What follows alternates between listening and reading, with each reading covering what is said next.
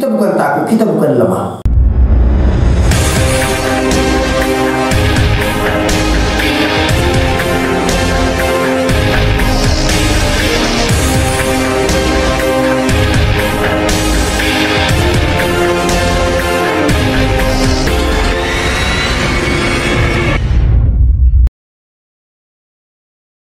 Halo, Baca Bene para saudara-saudari, selamat hari saya saudara ke-1000 seorang Kapusin, dan kita berada dalam obrolan santai seputar iman Katolik. Sudah lama sekali kita tidak berjumpa ya, dan sekali berjumpa waktunya tidak lama, hanya beberapa menit dalam video ini. Nah, dalam video kali ini saya tidak memberikan katekese tentang ajaran iman, tapi saya ingin membagikan refleksi saya atas pertanyaan yang kerap dilontarkan kepada orang Kristen, dan pertanyaan ini sudah banyak terkemuka, sudah banyak dilontarkan di media massa, dan ada pihak atau orang tertentu yang dengan sengaja membahasnya lebih dalam.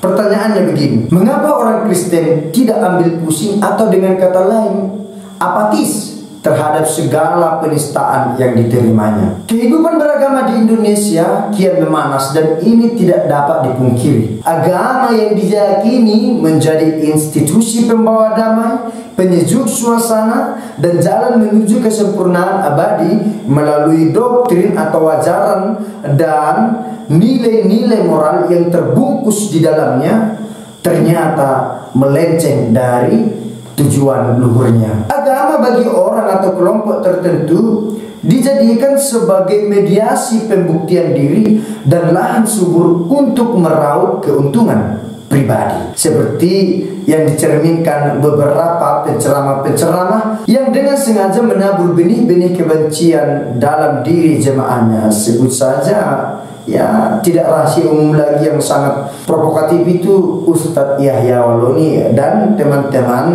yang sekarakter dengan dia, yang satu karakter dengan dia dalam berceramah. Tujuannya ya supaya ia laku dan diakui keberadaannya sebagai penceramah hebat. Karena semakin bombastis isi ceramah, maka tawaran semakin deras dan cuan semakin lancar. Tapi yang menjadi pertanyaan, mengapa orang Kristen tidak pernah memberikan reaksi berlebihan ketika keberadaan agamanya diganggu, ketika agamanya diusik? Bukan seperti reaksi penganut agama tertentu yang sedikit saja disentil agamanya, maka kemarahan meluap-luap bagaikan kobaran api dan mulailah mengandalkan kekuatan otoritasnya sebagai agama mayoritas dan bersuara lantang, tangkap penista agama kami.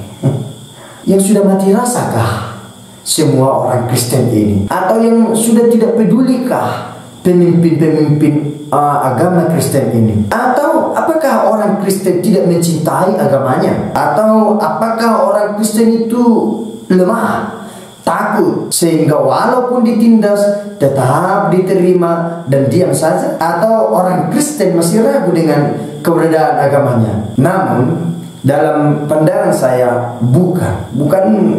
kita bukan takut, kita bukan lemah. Ada beberapa dasar yang memang harus kita pegang teguh. Yang pertama itu, agama Kristen ialah agama kasih. Kasih adalah orientasi setiap orang Kristen. Kasih kepada Allah, kasih kepada sesama, dan kasih kepada seluruh ciptaan. Di sisi lain, iman memang bukan untuk dipertentangkan, melainkan untuk dihayati dan dihidupi.